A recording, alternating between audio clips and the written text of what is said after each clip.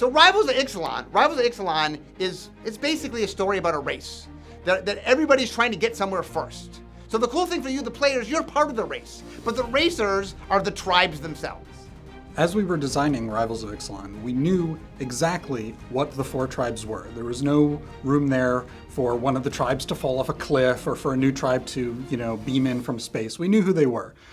They were continuing their race for the Golden City, and this time they were going to find it. So it was definitely a continuation of the story. In some senses, that could have been limiting. We knew where the outer walls were.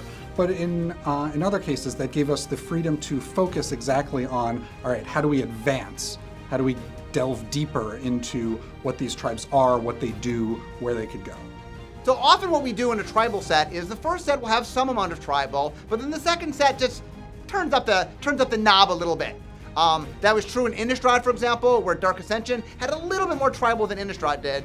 And that same right here, in that, Ixalan had clearly a bunch of tribal, but Rivals of Ixalan, just a little bit more. Forerunner of the Legion is a member of a 4-card cycle where each tribe has the ability to let you tutor up a card out of your deck and then put it on top, and then it rewards you next turn when you inevitably, surprise, draw that card and play it. They're designed by Mark Gottlieb. The goal he was going there for was to give you a tribal bonus for something where your entire deck is going to be playing that tribe, but also create something where if maybe you only have 1 or 2 of that card in the deck, you can still get some quality use out of that card. Because early on in a draft, you don't know whether you're going to be playing a ton of this or only a couple of this, and we wanted to make sure you're picking up those tribal rewards early to give you direction.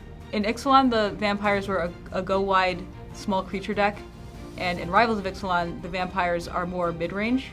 So one of the cards we have is Champion of Dusk, which in playtesting, the play design team called it Gristle Vampire, because when it enters the battlefield, you lose a bunch of life and draw a bunch of cards equal to the number of vampires you have in play, and we just thought it was a funny comparison. As a graveyard aficionado, Oathsworn Vampire is actually one of my favorite cards in the set. From an editing standpoint, I definitely looked around for some killer combos to make sure that we checked everything in FFL. Whenever you can cast things multiple times, you've got to open up that sacrifice deck potentiality. I'll certainly enjoy building one in Standard myself. Paladin of Atonement cares about losing life. One of the things we liked about that is that it means different things in different formats. In Standard, you can play it with a Danto Vanguard and trigger it whenever you want if you're beating down on your opponent. Whereas in Modern, maybe you're playing it with fetch lands and it triggers right away on turn 2 when you play it. Twilight Prophet was designed during an exploration for more mythic rares, specifically ones that could bring Ascend into the game. We started out looking for demons, because demons are this iconic creature type. Nobody bats an eye when they see a demon at Mythic, and it felt like it might be a good place to have one here. We wound up not going with that and turning it into a vampire when we reversed the effect to punish your opponents instead of punishing you. When designing and playtesting Ascend, we discovered there was 2 primary ways that a deck could achieve Ascension, get to 10 permanents. Either you were an aggressive deck and you just dumped your entire hand out and got to 10 permanents that way, or you were a control deck and you played a lot of walls and treasure and things like that. Sky Marcher Aspirant is an example of the first one, where this card is clearly something you want to play on turn 1. It's really good at 1 mana 2/1, and then as the game goes on and you hit 10 permanents and you're kind of getting stalled out on the ground, he gains flying, so all of a sudden your deck still has some late game where you can fly over all your opponent's stuff, those walls that those control decks are naturally playing. Elenda the Dusk Rose is a really interesting figure. She's a religious figure to the vampires of the Legion of Dusk. She was the first vampire, kind of the progenitor of this whole way of life or undeath. And so when the vampires come here to Ixalan, they're not expecting to find her. She is a saint. She's considered a saint, and here she is in the flesh, rising from her resting place, and she's not entirely pleased about the way that they've been conducting themselves.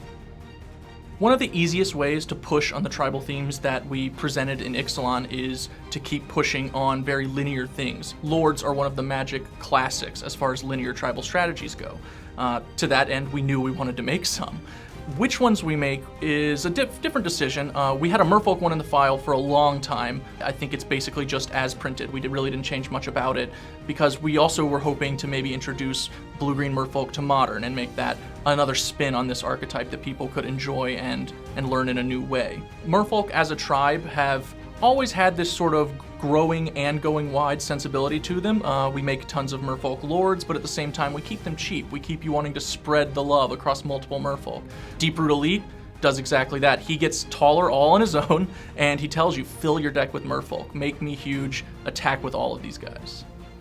Seafloor Oracle is a really popular card internally. It's on that track of cards we're thinking, maybe this'll give merfolk a little life in Constructed, both possibly in Standard and Modern. It pays you off for, again, doing what you want to do, attack your opponent and explore a tribal linear. One of the fun things about a world like Ixalan, a set like Rivals of Ixalan, is that we're working off of some really well-established ideas from stories. Pirates in particular, dinosaurs have some stuff like this as well, and we really sometimes just get to go for it, get to give something the most obvious name or a name that wouldn't make sense in another setting, something like Sea Red. You know, it has a color word in it, like that is a really weird card name, but the idea of a pirate seeing red and needing to fight is just so perfect, you know, or Mutiny or Sea Legs, you know, back from Ixalan you have things like Walk the Plank, or even just the straightforward Commune with Dinosaurs is another favorite of mine. We just get to go for it and give something the most obvious, most fun name, because this is supposed to be fun. There is sometimes a funny tension between top-down design and creative, where the design team will make something that is clearly just a captain's hook, and I go through this struggle of, can I really just call it Captain's Hook, or do I need to give it a more creative name? And initially I gave it a different name, which I don't remember now, and one of the first comments that came back was, really, this is just a Captain's Hook. So that's what the card became. Angrath is a pirate planeswalker who is the only Minotaur on Ixalan. So we have our only Gorgon on Ixalan, and we now have a Minotaur character. We went through a lot of changes on Angrath's backstory as his character developed. And he's kind of just a angry, stranded person. He's basically on his own prison planet and has been for who knows how long. And his one desire is to get off this rock. In designing pirates, a lot of them wanted to take things away from your opponent, because hey, that's what pirates are all about, stealing. But we can only have so many of those designs, because there's only so much of stealing we can do in Magic and still have it be fun. So Dead Man's Chest is pretty cool because, well, you give it to your opponent's creatures first. Here, take this chest, and then you steal it from them. We knew we wanted a card called Mutiny, and we got it. It's an interesting card in that we could not gain consensus on exactly how powerful this card is. It can kill a sizable creature for just 1 red mana, but only under certain circumstances. It's a very interesting card. One of the things that we needed to do in Rivals of Ixalan is take Ixalan keywords, come up with new spins, new ideas. Tomb Robber is a great example of one of those. He's a pirate that takes Explore and has you think about it in a different way. Often you would be thinking about Explore helping you make your land drops or helping you grow your creatures. Maybe even the pseudo-scribe functionality. With Tomb Robber, he's actually directly converting those lands into growth.